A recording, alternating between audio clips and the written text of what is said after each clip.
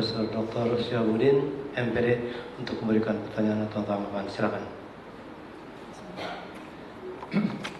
Bismillahirrahmanirrahim. Terima kasih Pak Ketua Sidang.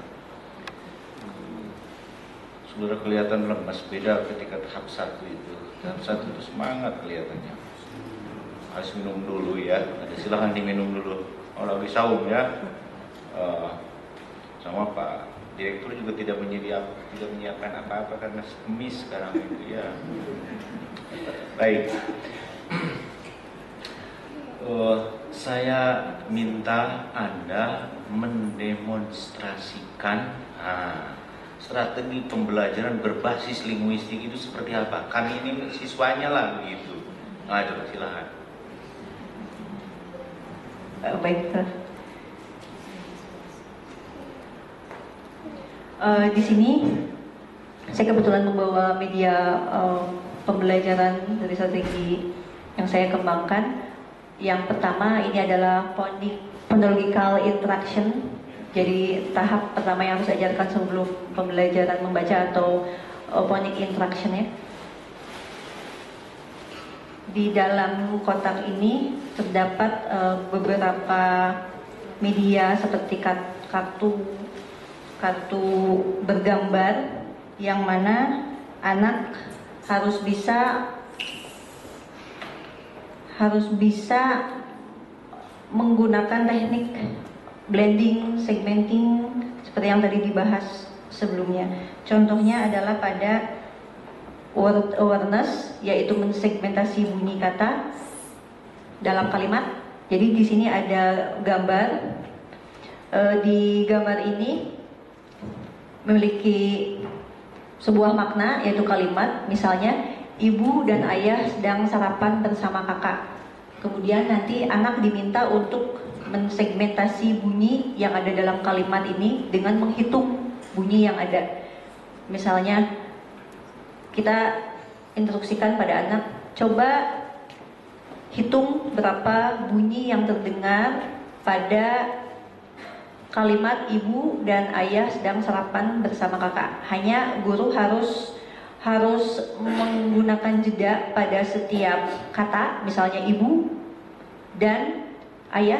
Jika anak kesulitan untuk memahami, guru bisa menggunakan bantuan tepuk tangan misalnya untuk menandakan satu bunyi kata dalam sebuah kalimat ibu misalnya. Dan kemudian kalau anak masih kesulitan untuk memahami, biasanya disertakan dengan media yang konkret.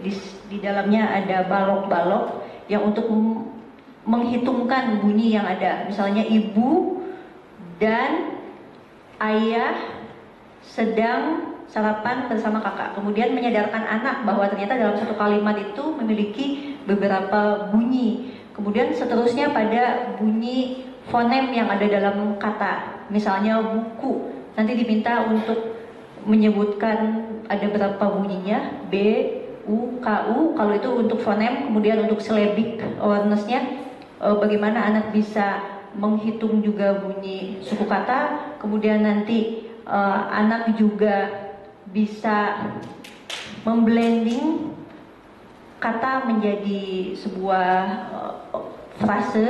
Kesadaran fonologis itu ya? Iya. Oke, setelah kesadaran fonologis kegiatan berikutnya. Tahap selanjutnya adalah mengajarkan membacanya atau phonic interaction.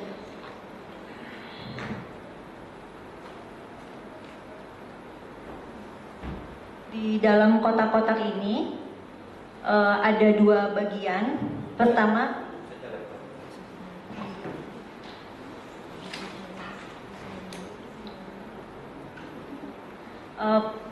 kotak pertama ini menunjukkan pola kata yang paling mudah, yaitu pola kafi-kafi. Kemudian kotak yang kedua itu pola kata yang kompleks, seperti ada kata berimbuhan dan diftong.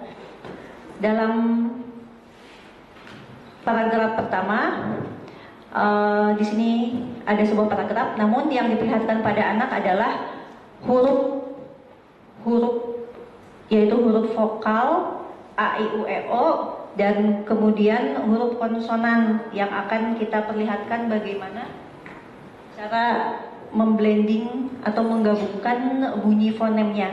Misalnya kita suguhkan di sini ada A, I, U dan E dan O misalnya. Ini yang harus anak hafal, bentuk dan bunyi yang harus anak hafal untuk pertama kali. Jadi anak tidak dituntut untuk menghafal semua simbol huruf. Jadi cukup A, I, U, E, O nya saja. Kemudian nanti diperkenalkan konsonannya. Tapi ketika memperkenalkan konsonan, anak diberikan pemahaman bahwa ada nama huruf dan ada bunyi huruf. Kalau di Indonesia itu dalam proses membaca itu yang dilakukan adalah nama hurufnya, bukan bunyi huruf. Karena ternyata ketika dalam proses membaca, nama huruf berbeda dan bunyinya jadi berbeda. Misalkan seperti pada metode eja buku, ketika anak melakukan proses eja bu, harusnya menjadi bu, tidak menjadi bu. Nah, itu yang menjadi kesulitan pemahaman pada anak-anak disleksia, sehingga yang harus digunakan metode fonik atau metode bunyinya. Seperti ini ada huruf S, misalnya konsonan S, nanti diperkenalkan ini tidak S, karena S terdiri dari dua fonem juga, E dan S. Makanya yang diperkenalkan adalah bunyinya S. Kemudian nanti diperlihatkan pada anak, di sini ada huruf vokal.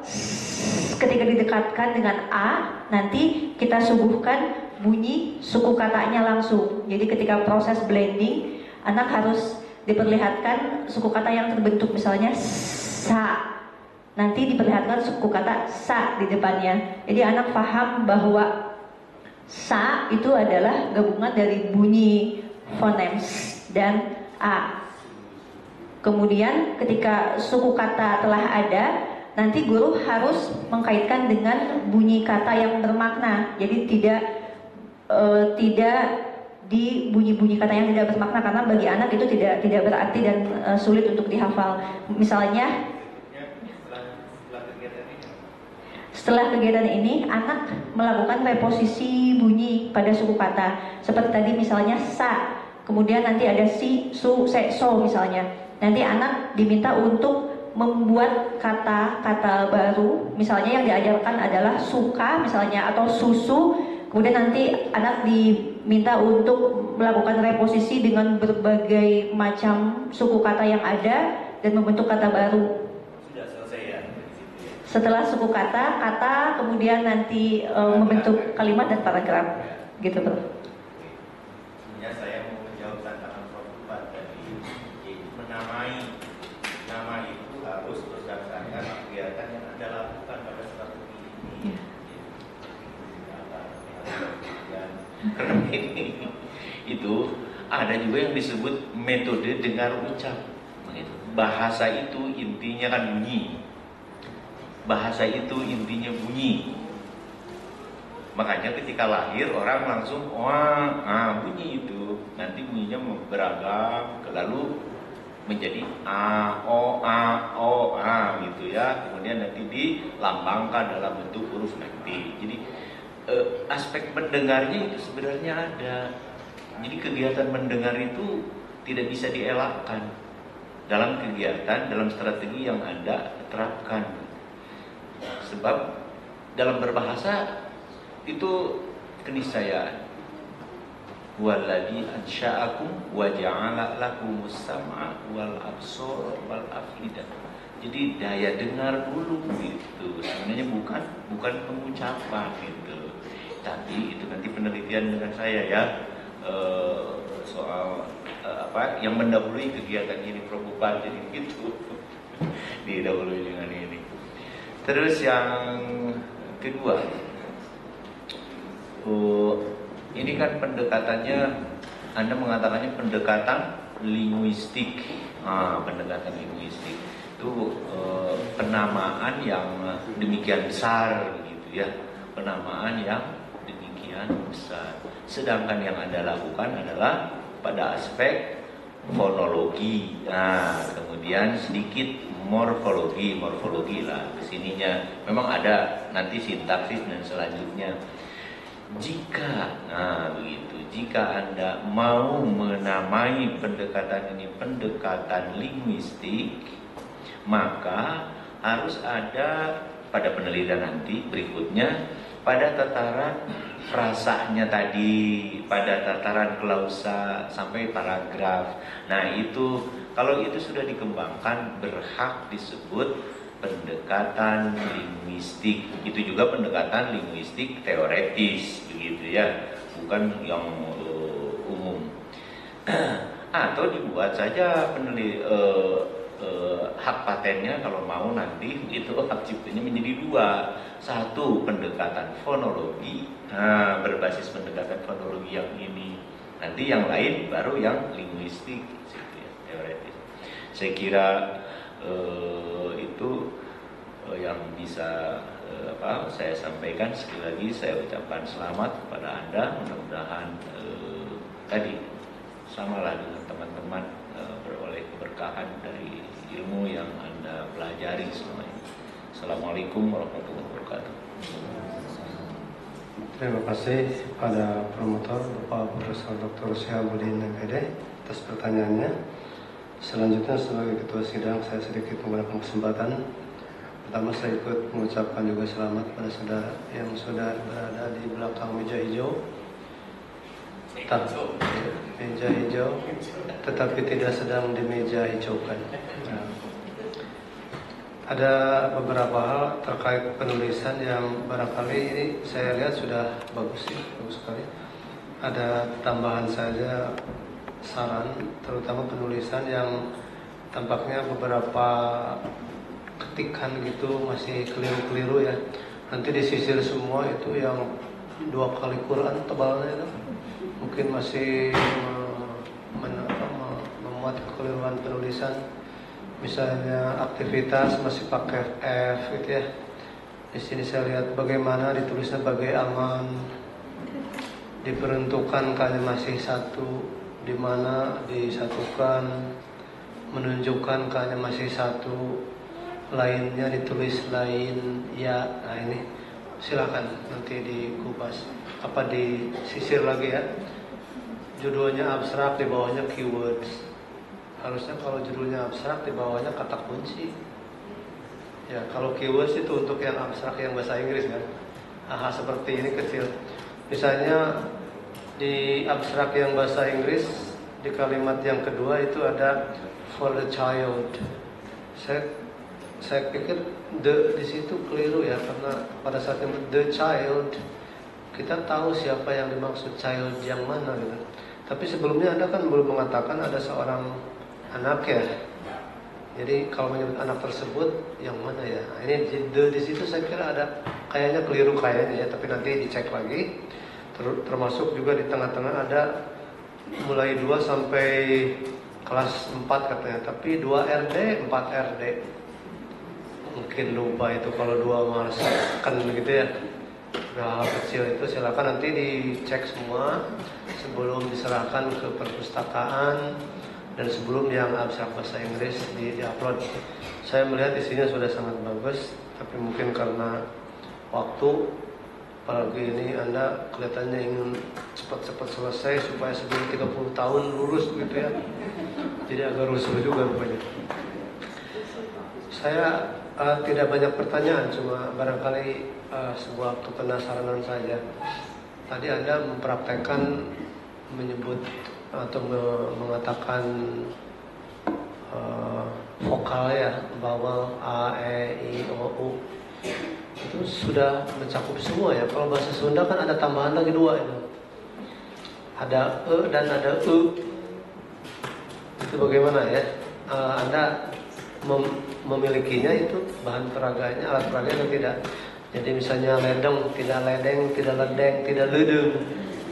Ada yang nulis wilujeng, tulisnya wilujeng. Banyak itu yang nulis wilujeng seharusnya, tapi nulisnya wilujeng. Beda, cicahem, ciberem, perem. Karena ya dengan perem, merem gitu ya. Nah, itu kadang kita tidak awarenessnya kurang nih. Nah, gitu ya. Tapi mungkin Anda menyiapkan juga barangkali perlu seperti itu. Itu yang pertama. Kemudian terkait dengan tadi bagaimana mereka lewat vokal itu menyebutkan kata-kata ya, atau silabus, silabel gitu ya, suku kata. Bagaimana kalau mereka memperoleh tulisan yang mungkin suatu saat ya, pada waktu mereka berkembang usianya kan sampai juga kepada bacaan bahasa Inggris misalnya. Kalau itu di kelas-kelas itu mungkin belum muncul ya istilah-istilah asing. Lalu bagaimana pengucapan yang amat berbeda itu? Kalau Malaysia, bahasa Malaysia banyak yang kata-kata itu disesuaikan dengan cara pengucapan, sesuai dengan bunyi gitu. Tapi bahasa Inggris misalnya kan tidak. Banyak sekali yang tidak bersesuaian. Apakah kira-kira itu akan menimbulkan kesulitan bagi anak-anak disleksia ini? Manakala mereka diberi kesempatan atau dituntut untuk membaca teks dalam bahasa Inggris, meskipun mungkin dalam bahasa-bahasa yang sangat-sangat sederhana ya, yang dalam keterpaksaan tetap mereka akan bersinggungan gitu. Apalagi kan di zaman revolusi industri ini tak terelakkan istilah-istilah asing itu berhamburan. Paling tidak beberapa hal yang penting banget begitu mungkin mereka juga terpaksa itu harus membaca atau harus mengetahui. Nah, strategi saudara atau kira-kira langkah ke depannya seperti apa? Silakan. Terima kasih banyak, Prof. Yang pertama mengenai huruf vokal tadi, memang benar Prof, huruf vokal khususnya huruf E itu ada beberapa cara untuk membunyikannya, E. Hanya memang untuk di media yang sekarang yang sudah dibuat itu belum dikembangkan sampai sana. Jadi yang diajarkan itu langsung pada katanya. Jadi seperti elang, ember. Nah, jadi langsung anak diajarkan kalau yang ember ini dibacanya ember. Tapi kalau misalnya ledeng itu dibacanya led. Jadi lebih ke pengajaran di katanya. Jadi belum pada fonemnya itu sendiri. Tapi terima kasih banyak Prof atas tadi pertanyaan, jadi juga menjadi masukan bagi pengembangan media ini. Nanti kedepannya bisa diperkaya dari dengan bahasa-bahasa atau bunyi fonetis yang secara grafemnya berbeda. Kemudian yang kedua, bagi anak disleksia memang tadi mereka mengalami kesulitan dalam memahami bunyi, apalagi ketika mereka membaca secara fonetis dan grafemnya berbeda seperti bahasa Inggris. Bahasa Inggris itu struktur bahasa yang termasuk sulit, apalagi bagi anak-anak disleksia. Jadi masih beruntunglah anak-anak disleksia yang tinggal di Indonesia sebenarnya, karena struktur bahasanya lebih mudah dibanding di Inggris. Maka mengapa banyak penelitian yang di luar sana yang mengkaji mengenai phonological awareness ini. Jadi kalau di strategi pembelajaran membaca yang ada ini memang lebih pada pola bahasa Indonesia saja. Jadi belum dapat digunakan untuk pola bahasa Inggris karena itu memiliki struktur bahasa yang lebih kompleks lagi.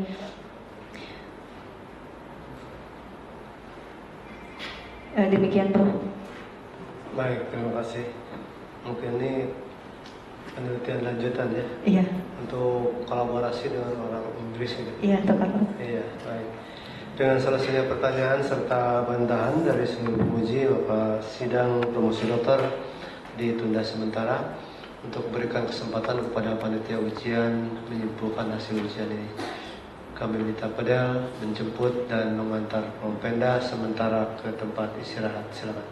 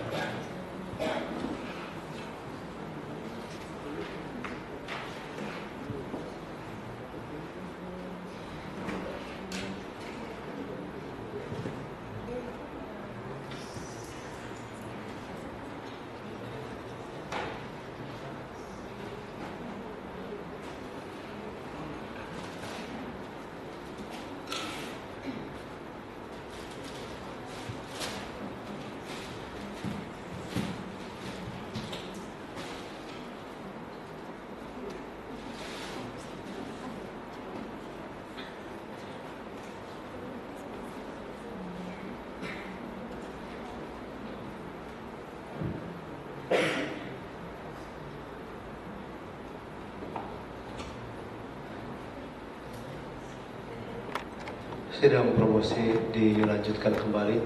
Kami minta pada menjemput dan mengantar Propenda kembali ke ruang sidang. Silakan.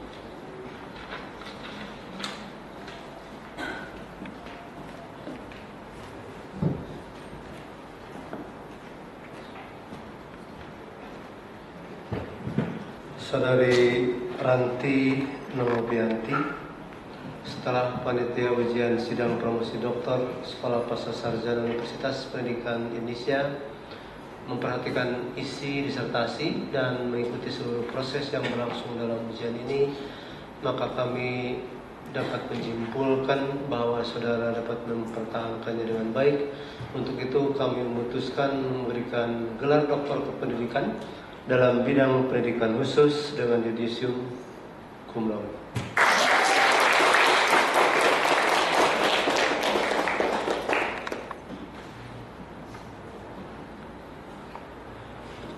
Dr. Ranti Novianti, SPD, MPD yang terpelajar. Saya sekarang melaksanakan tugas yang amat membahagiakan, yaitu mengucapkan selamat kepada saudara atas nama panitia ujian promosi doktor Sekolah Pasca Sarjana Universitas Pendidikan Indonesia. Berhubung dengan gelar yang baru itu, terimalah ucapan selamat dari kami dan terimalah pula bukti kelulusan yang menjadi hak saudara. Silakan. Bapak, silakan berdiri.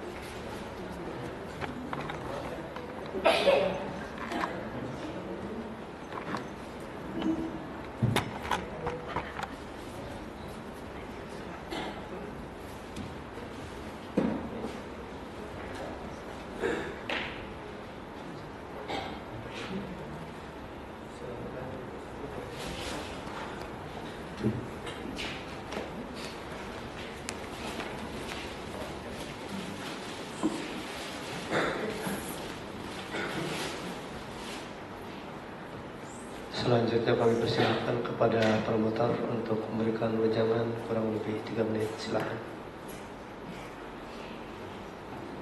Bismillahirrahmanirrahim. Assalamualaikum warahmatullahi wabarakatuh.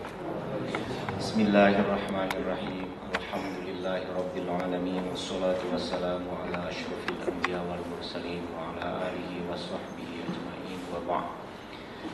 Yang saya hormati Pak Direktur Sekolah Pasca Sarjana, tim penguji, tim promotor, serta tamu undangan yang berbahagia, terutama Saudara Dr. Ranti Novianti yang berbahagia.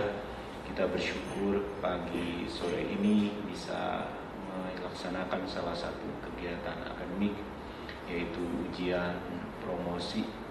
Ujian itu salah satu aspek yang paling hakiki di dalam kehidupan. Saya melihat Anda, saya menguji Anda, Anda pun melihat saya, dan Anda menguji saya juga begitu.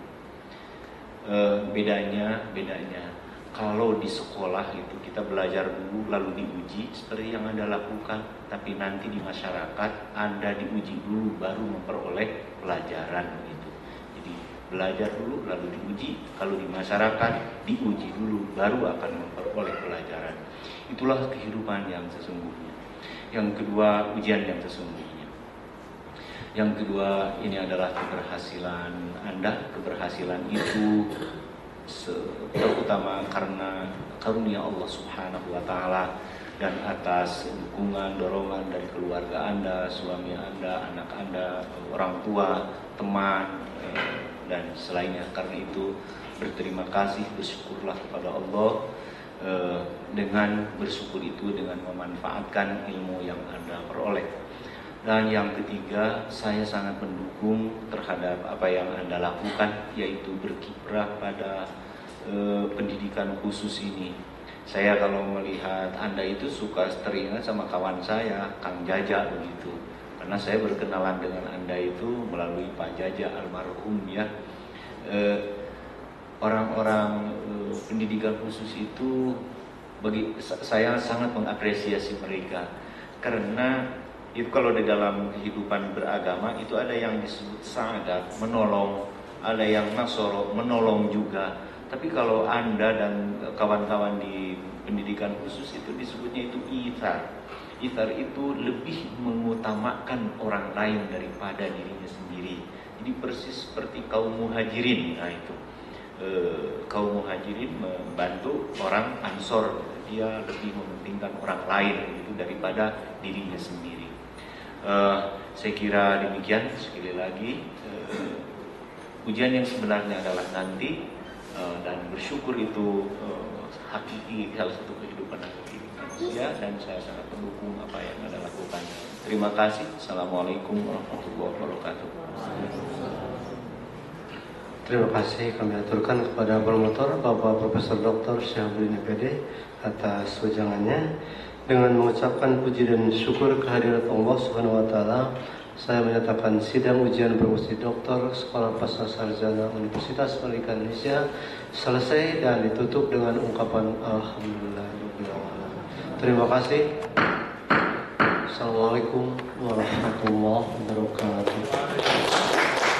Kami mengundang Dr. Ranti Wahyati, SPD, untuk naik ke podium, foto bersama para penguji.